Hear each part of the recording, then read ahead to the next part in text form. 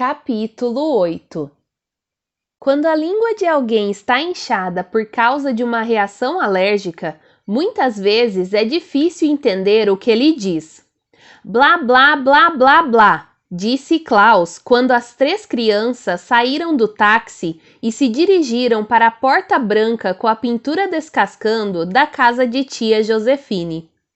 Não consigo entender o que você diz, disse Violet, coçando o pescoço, que tinha uma placa cujo formato era idêntico ao do estado do Amazonas.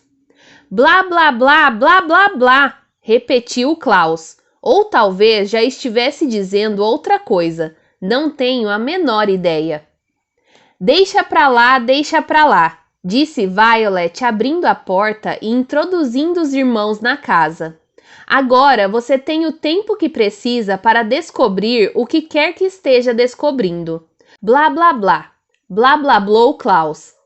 Continuo sem conseguir entender o que você diz, disse Violet. Tirou o casaco de Sunny, depois o dela e jogou ambos no chão. Normalmente, é claro, devemos pendurar o casaco num cabide ou num armário, mas placas que coçam são muito irritantes e tendem a nos fazer desistir desses procedimentos. Vou fazer de conta, Klaus, que você concordou comigo. Agora, se você não precisa da nossa ajuda, vou preparar um banho com bicarbonato de sódio para Sunny e para mim, a fim de dar um jeito nessas placas. Blá! Gritou Sunny.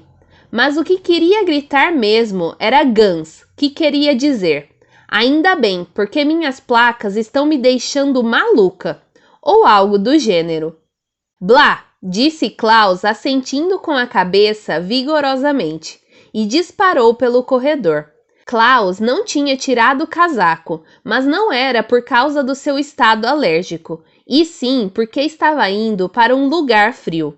Quando Klaus abriu a porta da biblioteca, surpreendeu-se com as mudanças que ela havia sofrido.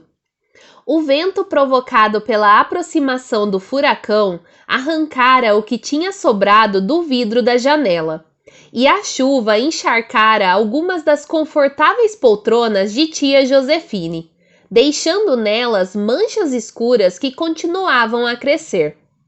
Alguns livros haviam caído das estantes, e o vento os arrastara para a janela, onde foram engolidos pelo aguaceiro. Poucas visões são tão entristecedoras quanto a de um livro estragado, mas Klaus não tinha tempo para ficar triste. Sabia que o Capitão Chan viria buscar os Baudelaire o mais depressa possível, portanto, precisava entrar em ação rapidamente. Primeiro, tirou do bolso o bilhete de tia Josefine e o pôs em cima da mesa, firmando-o sobre o peso de alguns livros para que não fosse levado pelo vento. Depois foi até as estantes e procurou entre os volumes dispostos nas prateleiras. Escolheu 3. Reflexões sobre a língua, Novas reflexões sobre a língua e grafia correta de toda e qualquer palavra existente na língua em todos os tempos. Cada um dos livros era grande como uma melancia, e Klaus cambaleou ao carregar os 3. Com um estrondoso thump, deixou-os cair sobre a mesa. Blá, blá, blá, blá, blá, blá, blá, blá, murmurou consigo mesmo, e logo descobriu uma caneta e se pôs a trabalhar. Uma biblioteca é normalmente um ótimo lugar para se trabalhar à tarde, mas não se a vidraça da janela tiver sido arrebentada e um furacão estiver para chegar. O vento soprava cada vez mais frio e chovia cada vez mais forte, e a sala se tornava cada vez mais desagradável. Mas Klaus não se importava com nada disso. Abriu todos os livros e fez copiosas. A palavra copiosa significa aqui uma porção de anotações, detendo-se vez por outra para traçar um círculo em torno de alguma parte do que tia Josefine havia escrito. Lá fora começou a trovejar, e a cada série de trovoadas a casa inteira tremia. No entanto, Klaus continuava folheando os livros e escrevendo coisas. Até que os raios começaram a riscar o céu, e ele olhou fixo para o bilhete por um bom tempo, franzindo a testa deliberadamente. Por fim, escreveu uma palavra na parte de baixo do bilhete de tia Josefine, de tal modo concentrado em seus pensamentos que quando Violet e Sunny entraram na biblioteca e o chamaram, faltou pouco para ele pular da cadeira. Blá susto! Gritou ele, com o coração batendo forte e a língua um pouco menos inchada. Desculpe, disse Violet. Não queria assustá-lo. Blá blá banho com bicarbonato blá? Perguntou ele. Não, respondeu Violet. Não conseguimos tomar banho com bicarbonato de sódio. Tia Josefine não tinha bicarbonato de sódio porque ela nunca assava bolo. Tomamos um banho simples mesmo. Mas isso não importa, Klaus. O que foi que você ficou fazendo nesta sala depois que ela se transformou num congelador? Por que traçou todos esses círculos no bilhete de tia Josefine? Blablando ortografia, respondeu ele apontando para os livros. Blá? Gritou Sunny, provavelmente querendo dizer blá, que significava. Por que você perde esse tempo valioso estudando ortografia? Ou algo do gênero. Blorque, explicou Klaus impaciente. Acho que Blá Josefine deixou uma mensagem para nós no Blá bilhete. Ela estava infeliz e se atirou pela janela, disse Violet tremendo por causa do vento frio. Que outra mensagem poderia haver no bilhete? Há muitos erros de ortografia no Blá, disse Klaus. E tia Josefine adorava a gramática. Não seria capaz de cometer tantos erros nunca, a não ser que tivesse um blá motivo. Foi por isso que anotei blá os erros de ortografia. Blá, disse Sunny, querendo dizer, por favor, continue, Klaus, ou algo do gênero. Klaus enxugou uns pingos de chuva que haviam caído nos óculos dele e baixou os olhos para ler suas anotações. Bem, já sabemos que blá na primeira frase tem aquele erro, próprio em vez de próprio. Acho que isso foi para chamar nossa atenção, mas vejam a segunda blase. Meu coração está frio como belo, e a vida para mim tornou-se repulsiva. O correto é repulsiva, com LS, disse Violet. Isso você já disse. Blá, acho que tem mais uma coisa nessa frase, disse Klaus. Meu coração está frio como belo não me soa bem. Lembram que tia Josefine contou para Blá que gostava de pensar que o marido dela estava num lugar muito quente? É verdade, disse Violet lembrando. Ela disse isso aqui mesmo, nesta sala. Ela disse que Belo gostava dos raios do sol e que por isso o imaginava em um lugar ensolarado. É por isso que eu acho que a tia Blosefine quis dizer frio como gelo, disse Klaus. Tudo bem, então temos próprio, gelo e repulsiva. Para mim, isso não quer dizer nada, disse Violet. Para mim também não, disse Klaus. Mas veja o que Blá depois. Sei que, como crianças, não podem compreender o coração ululante. Vi no grafia correta de toda e qualquer palavra, etc., etc., que o certo é ululante e significa que grita de aflição e de dor. Seu próprio fim, frio como gelo, disse Violet contando nos dedos. Vida repulsiva, coração ululante. Meio insatisfatório como mensagem, Klaus. Deixe-me terminar, disse Klaus. Descobri outros erros de ortografia. Logo depois de coração ululante, vem tristre viúva.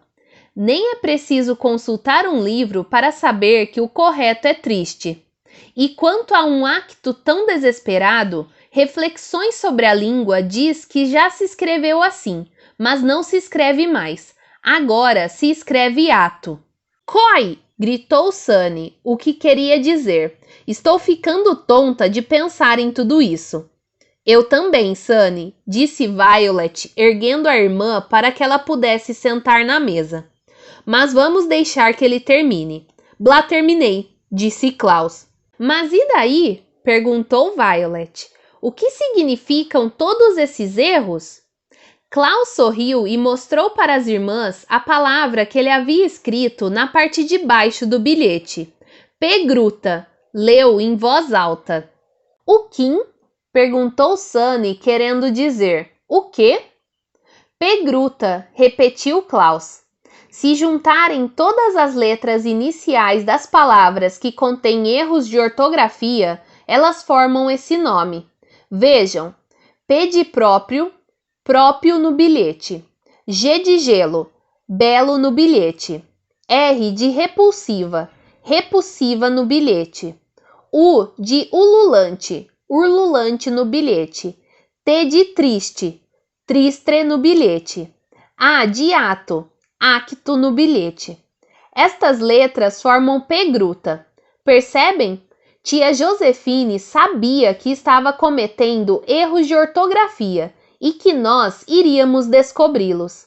Ela estava deixando uma mensagem, e a mensagem é Pegru. Uma forte rajada de vento interrompeu Klaus, penetrando pela janela arrebentada, sacudindo a biblioteca e fazendo portas e portinholas matraquearem sobre seu impacto devastador. Poltronas e puffs foram revirados, ficando de pernas para o ar. As estantes balançaram tanto que alguns dos livros mais pesados da coleção de tia Josefine giraram no ar e se precipitaram nas poças d'água formadas pela chuva no assoalho. Os próprios Baudelaire foram atirados violentamente no chão quando um raio riscou o céu quase escuro. Vamos sair daqui! Gritou Violet mais alto que as trovoadas e puxou Klaus e Sunny pelas mãos.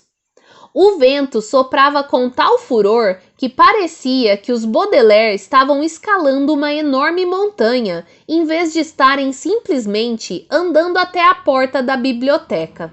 Os órfãos tinham perdido completamente o fôlego quando conseguiram fechar a porta e encararam trêmulos o corredor. Coitada da tia Josefine, disse Violet. Sua biblioteca desmoronou. Mas eu tenho que voltar lá, disse Klaus, mostrando o bilhete. Acabamos de descobrir o código usado por tia Josefine em sua mensagem e a palavra que ela quis formar. Agora precisamos procurar o significado de Pegruta, e isso só consultando livros na biblioteca. Não nessa biblioteca, observou Violet. Tudo o que havia nessa biblioteca eram livros de gramática. Temos que procurar nos livros da tia Josefine sobre o lago Lacrimoso. Por quê? Perguntou Klaus. Porque sou capaz de apostar qualquer coisa que essa Pegruta tem a ver com o lago Lacrimoso, disse Violet. Lembram quando ela disse que conhecia todas as ilhas em meio às suas águas e todas as grutas ao longo de suas margens? Aposto que essa Pegruta é uma das tais grutas. Mas por que sua mensagem secreta seria sobre uma gruta? Perguntou Klaus. Você ficou tão absorvido em decifrar a mensagem, disse Violet, que não parou para pensar no que ela significa. Tia Josefine não morreu, apenas quer que as pessoas pensem que ela morreu. Mas para nós, especial e exclusivamente, ela quis contar que estava escondida.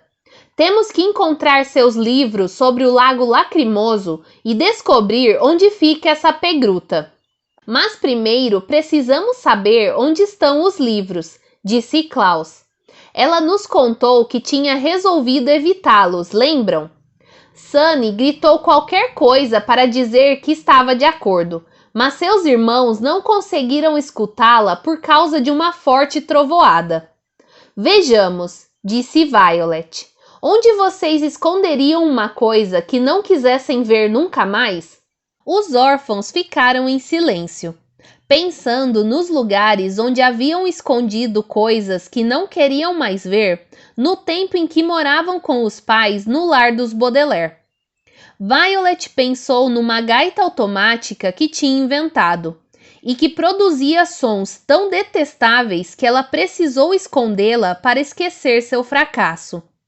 Klaus pensou num livro sobre a guerra franco-prussiana, que era tão difícil, mas tão difícil, que só mesmo o escondendo ele apagaria da lembrança o fato de ainda não ter idade para lê-lo.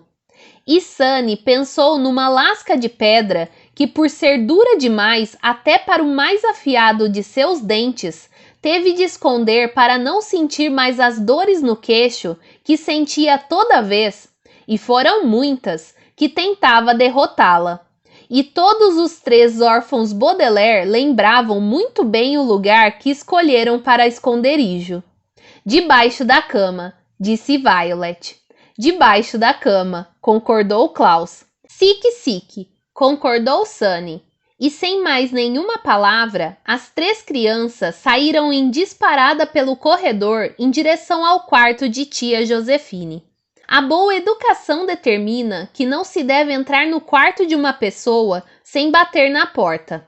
Mas pode-se abrir uma exceção no caso da pessoa ter morrido ou ter fingido que morreu. E foi o que os Baudelaire fizeram. O quarto de tia Josephine era semelhante ao dos órfãos, com uma colcha azul marinho na cama e uma pilha de latas num canto.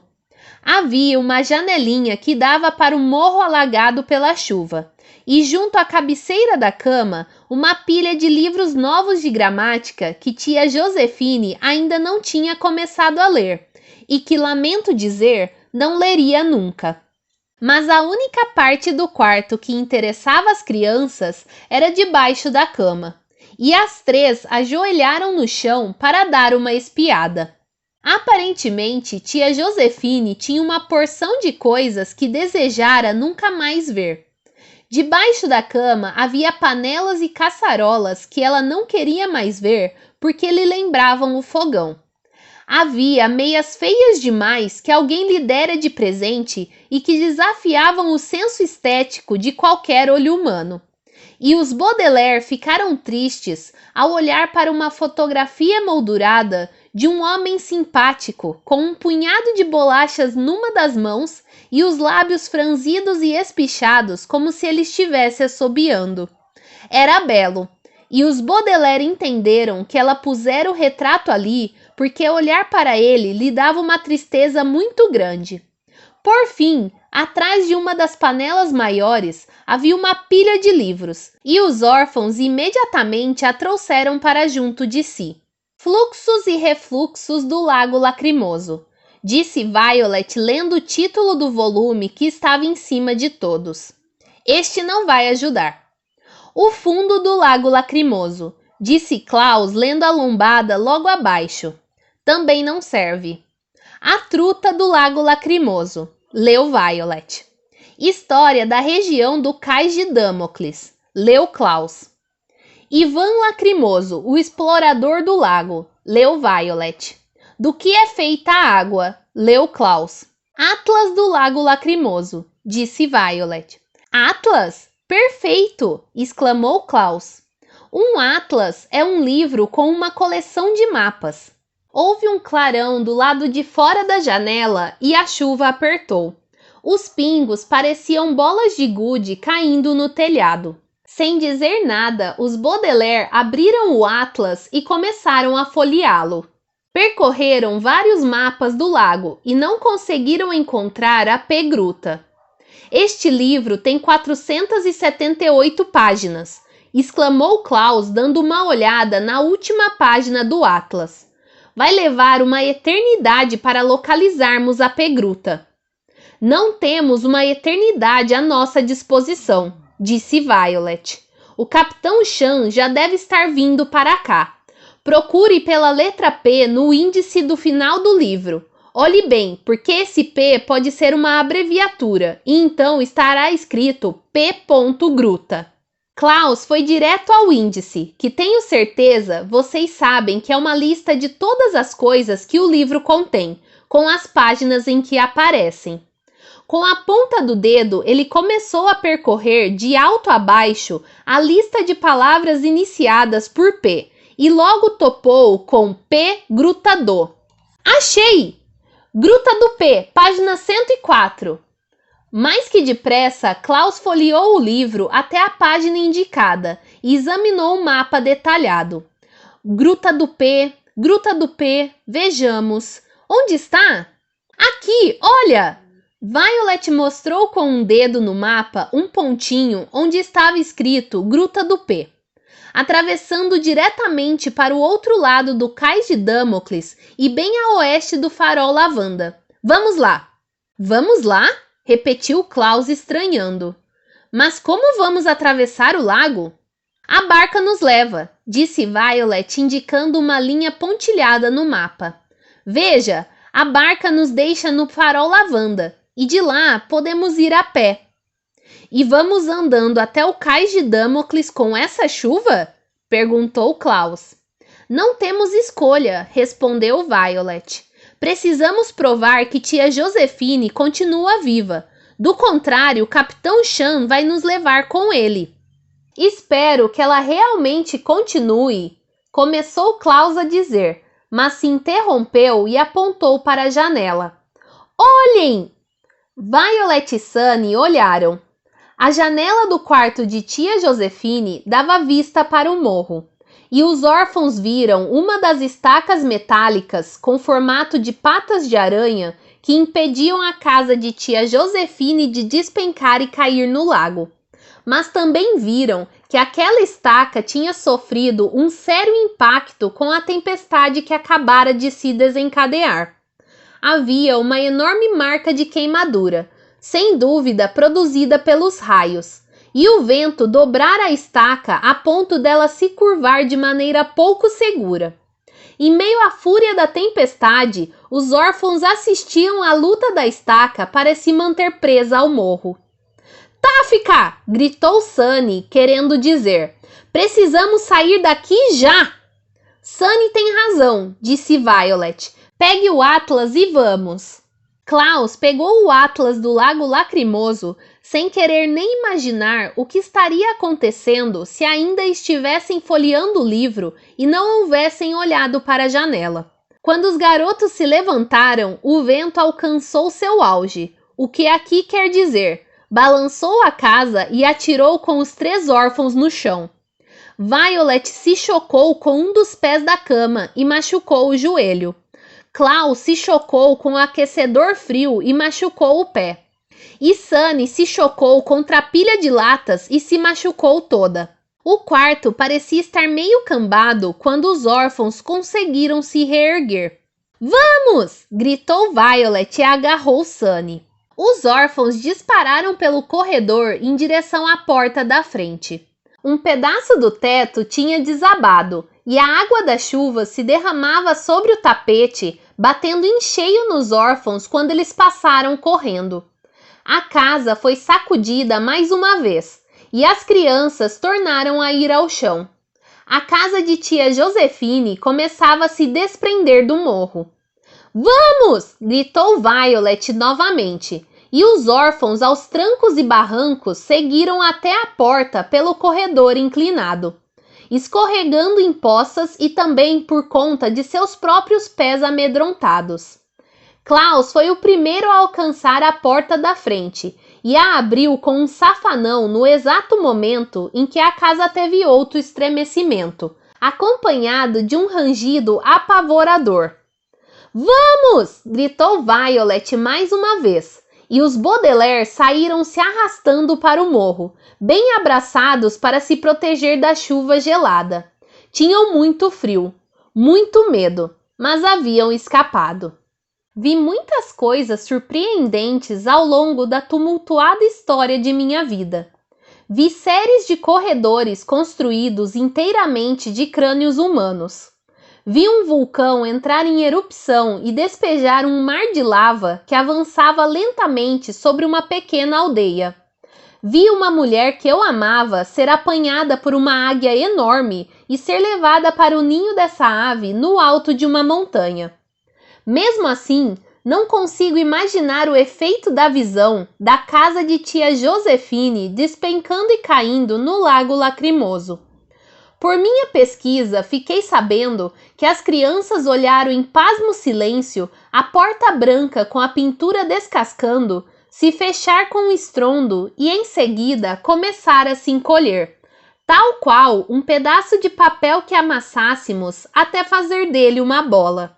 Contaram-me que as crianças se abraçaram ainda mais forte depois que ouviram o ruído violento de romper os tímpanos de sua casa se soltando da encosta do morro.